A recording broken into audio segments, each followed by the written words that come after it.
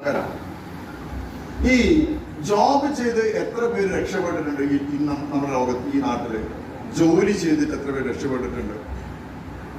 ജോലി ചെയ്ത് ശരിക്കും ജീവിതം ആസ്വദിക്കുന്ന നിങ്ങൾക്ക് അറിയുന്ന എത്ര ഫാമിലി ഉണ്ട് സാർ?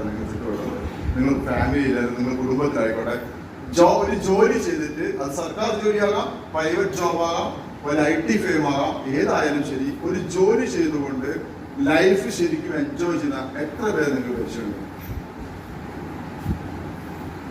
എത്ര പരിചയമുണ്ട് നിങ്ങൾക്ക്?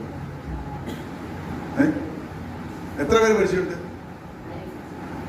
അവര് ജീവിച്ചു പോകുന്നുണ്ടാകാം, കാണുമ്പോൾ നമുക്കൊക്കെ ഓക്കെ, പക്ഷെ അവരുടെ ഫൈനാൻഷ്യൽ ബാക്ക്ഗ്രൗണ്ട് ഒക്കെ വളരെ മോശമായിരുന്നു.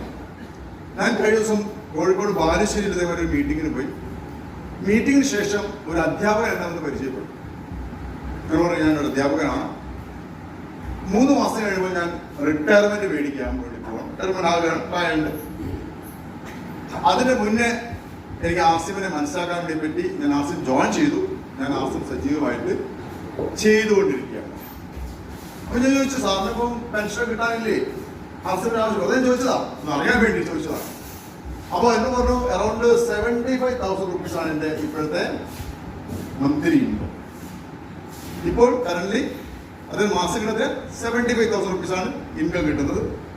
ഏതോ എയ്ഡഡ് സ്കൂളിലെ ടീച്ചറാണ് അത്. പക്ഷേ ആഫ്റ്റർ റിട്ടയർമെന്റ് അദ്ദേഹം പറയുന്നത് എന്റെ ഇൻകം നേരെ ചെന്നിട്ട് 25,000 മാറും.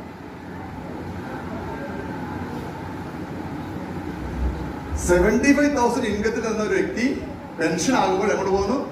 നേരെ 25 പോവാണ്. 50,000 കട്ട്. പക്ഷെ ആവശ്യങ്ങളൊന്നും പറയുന്നില്ല, ആവശ്യങ്ങൾ വർദ്ധിക്കുകയാണ്. കുറെ EMI ഉണ്ട്, സാലറി കൊടുത്ത EMI കുറെ ഉണ്ട്, ഹൗസിംഗ് ലോൺ ഉണ്ട്, വെഹിക്കിൾ ലോൺ ഉണ്ട്, വേറെ കുറെ ലോണുകളുണ്ട്. ഇതൊക്കെ അടച്ചു തീർക്കാൻ ഈ പണം മതിയാവില്ല. 70,000 ഇൻകം മേടിക്കുന്ന ആൾക്ക് എന്ത് പറ്റുന്നില്ല? അത് ഇതുവരെ അടച്ചു തീർക്കാൻ, EMI ഒന്നും തീർക്കാൻ വരെ പറ്റിയിട്ടില്ല. അതിനർത്ഥം എന്താ? ജീവിച്ചു പോവല്ലേ, ആണല്ലേ? അപ്പൊ ഇങ്ങനെ വരുന്ന അവസ്ഥയിലുള്ള ഒരു ജീവിതം ആലോചിച്ച് നോക്കുക നിങ്ങൾ. നേരെ പെട്ടെന്ന് വീഴാണ്. കുറച്ച് ബാങ്കിലുണ്ടാവും, അത് തീർന്നു പോലെ, ഇതിന് വരുമാനം കിട്ടുന്നില്ലല്ലോ. ഇങ്ങനെയുള്ള അവസ്ഥയിലൊക്കെ നമ്മുടെ ആളുകൾ കുറെ ആൾക്കാർ ജീവിക്കുന്നുണ്ട്, ഉണ്ടോ ഇല്ലേ?